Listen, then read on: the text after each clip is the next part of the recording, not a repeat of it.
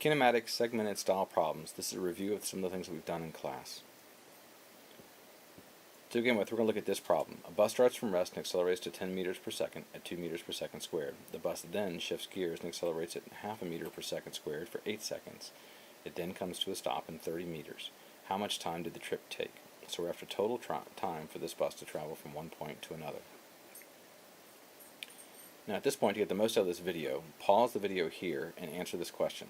How many segments or accelerations are in this problem? Go ahead and pause. Well, if I look at it, I can look for number clues first, number and unit clues. I see 2 meters per second squared, so that's one acceleration. I see a second meter per second squared, that's a second acceleration. The third clue comes in the final phrase. It comes to a stop in 30 meters, so it's got to slow down. So that's my third accelerations. So I have 3 segments because there are 3 accelerations.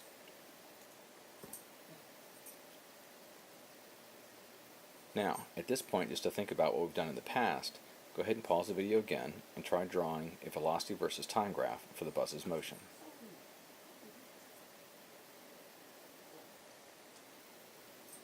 The velocity versus time graph should look something like this.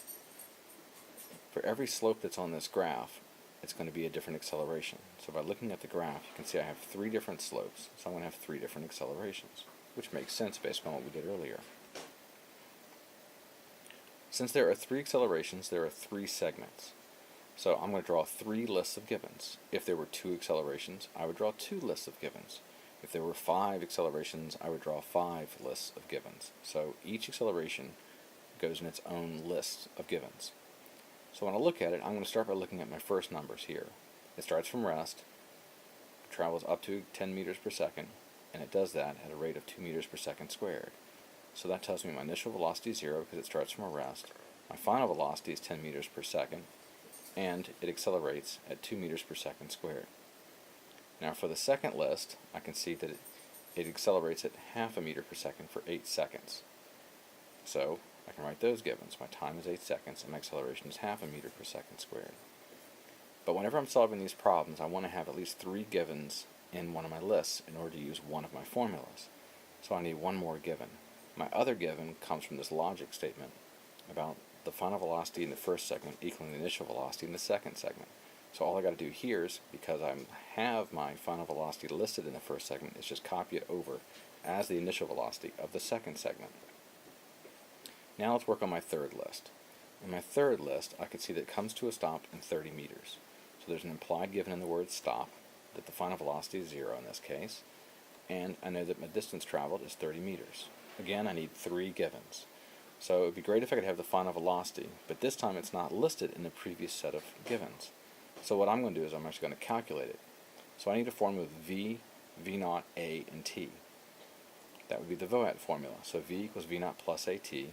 Putting in my numbers from the list above, I get V equals 10 meters per second plus a half a meter per second squared times 8 seconds. And then when I solve this, I get 14 meters per second. So the final velocity of the second segment becomes the initial velocity of the third segment. So my initial velocity is now 14 meters per second squared. Now that I have 3 givens for each list, I can answer any question I need to.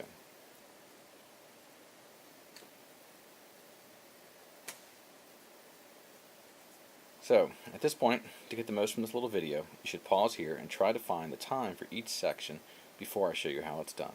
Go ahead and pause. To find the time for the first section, I can see that I have V0, V, and A, so I need the VOAT formula. V equals V0 plus AT. 10 meters per second equals 0 plus 2 meters per second squared times time. Solving for T, I can get my time to be 5 seconds. For the second segment, I need to find the time. Well, that's the easiest one of all because that was actually given to me to be 8 seconds. For the third segment, I'll show my formula, x equals x0 plus v0 t plus 1 f a t squared. I'll show my formula with numbers and units, and then I'll show a math step. This time I'm going to solve for t using quadratic formula, and I get t equals 1.89 seconds, or the time equals negative 15.89. Well, we're not going to have negative time, so it's got to be the positive answer of 1.89. To find the total time, I'll add up all my times. 5 seconds plus 8 seconds plus 1.89. That gives me 14.89 seconds to travel from bus stop to bus stop. As a further challenge, you could find the total distance traveled. So again, to get the most from this video, you should pause here and try to find the displacement for each section above before I show you how it's done. For the first segment, I would use the v squared equals v naught squared plus 2ax, and showing all my steps, I get 25 meters. For the second segment, I use x equals x naught plus v naught t plus 1 f a t squared, showing all my steps, I get 96 meters.